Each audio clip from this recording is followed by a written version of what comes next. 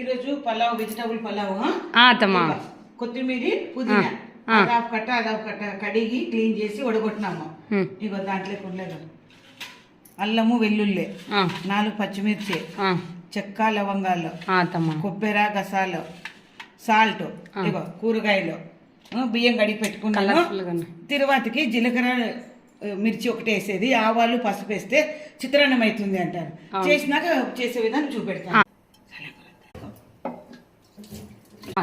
కొద్దిగా నెయ్యి వేస్తాను అనమాట. గత మునిపెట్లం ప్రతిభ వేస్తుండే కొంచెం బాగుంటుందండి. ఇదిగో తిరువాతలోకి అది నల్లగంటే మధ్యమిరపకాయలు గోలు ఇచ్చింది. అది కనపడేది.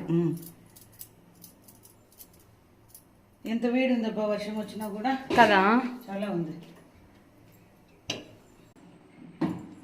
చెక్క లవంగ, కొన్ని గసాలు, ఎండు కొబ్బరి, 4 పచ్చిమిర్చి పండు ఉంటే వేసినాను. అల్లం వెల్లుల్లి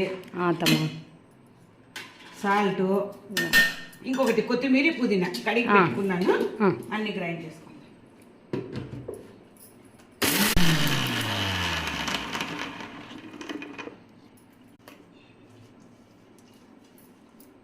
రెండున్నర బియ్యం పెట్టినాను, సరిపోతుంది. పచ్చపచ్చగా బాగుంటుంది, మగ్గిపోతుంది కదా. ఆయిల్ వేడెక్కింది.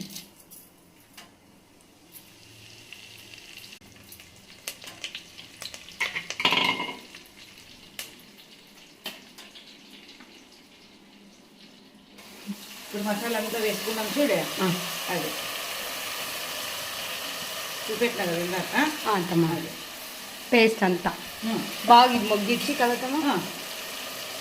పచ్చివాసన వేదంతా వేడి.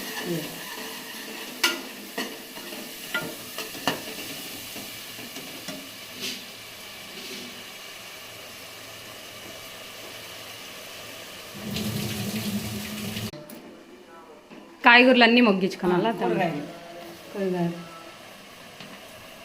కలర్ఫుల్ కూడా ఉంటుంది కదా. గ్రీన్, ఆరెంజ్, పింక్, అదేంది బీట్రూట్ బీన్స్ బీనీస్ కదా.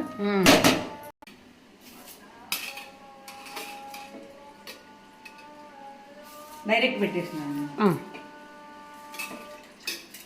బాస్మతి రైస్ వేస్తే పొడుగు వస్తుంది, నేను వేయలేదు. మనమే ఇంట్లో పాత బియ్యం ఉంటే వేసుకున్నాను. అయినా ఇవి మీరు బాగా విడిపుడిగా బాగుంటుంది.